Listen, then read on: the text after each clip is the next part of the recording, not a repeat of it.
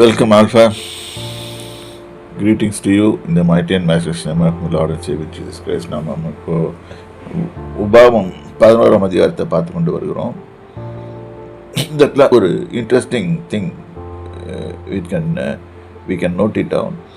நீங்கள் உன் தேவனாகிய கர்த்தரிடத்தில் முழு இருதயத்தோடும் முழு ஆத்மாவோடும் அன்பு கூர்ந்து அவரை சேவிக்கும்படிக்கு இன்று நான் கற்பிக்கிற என் கற்பனைகளுக்கு கீழ்ப்படிந்தால், அதாவது வில்லிங்லி ஹாப்பிலி அவருக்கு கீழ்ப்படிந்தால், அவர் சொல்கிறபடி புரிஞ்சுக்கிட்டு அவர் நமக்கு தீமை செய்ய நல்ல தேசத்தில் தான் பிரவேசிக்க பண்ணுகிறார், அவர் நல்ல காரியத்தை தான் செய்ய பண்ணுகிறார் என்பதை புரிந்து கொண்டு நாம் செய்தால், உன் தானியத்தையும் உன் திராட்சரசத்தையும் உன் எண்ணெயையும் சேர்க்கும்படிக்கு ஏற்ற காலத்தில் உன் தேசத்திலையும் முன்மாறியும் பின்மாறியும் பெய்ய பண்ணு. மழையை ஃபஸ்ட்டு வர்ஷிக்கு பண்ணுவார்.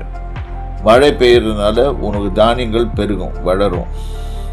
அந்த வளரும் போது வளர்ந்து பெருகும் போது உனக்கு உன்னுடைய பிஸ்னஸ் இன்க்ரீஸ் ஆகும். உன் சாப்பாடு பஞ்சம் ஏற்படாது. You got have surplus. எப்பவுமே வி நீட் சர்ப்ளஸ் இல்லைன்னா தான் ஸ்கேர்சிட்டி. இன்றைக்கி உலகத்தில் இருக்கிற பேங்கிங் சிஸ்டம்லாம் ஸ்கேர்சிட்டியில் தான் ஓட சொல்லி கொடுக்குது.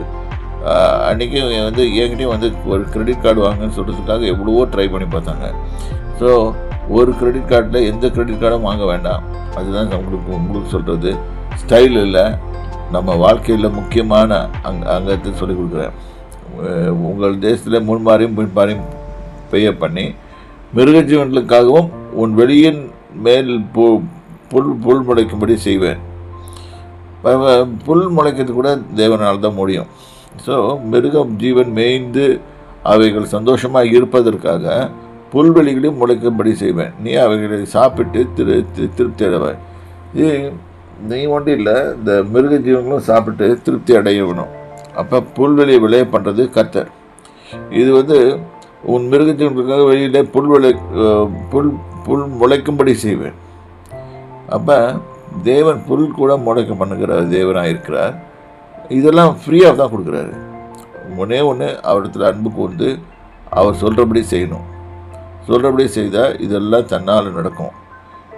இதை நல்லா புரிஞ்சுக்கிட்டோம்னா நமக்கு வெற்றி உண்டு, இல்லாட்டி நமக்கு தோல்வி தான் உண்டு.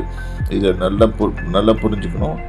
வெற்றியுள்ள ஜீவியத்தோடு நாம் வாழ கற்றுக்கொள்ள வேண்டும். கர்த்தர் ஆசீர்வதிப்பாராக. கற்றுக்கணும்.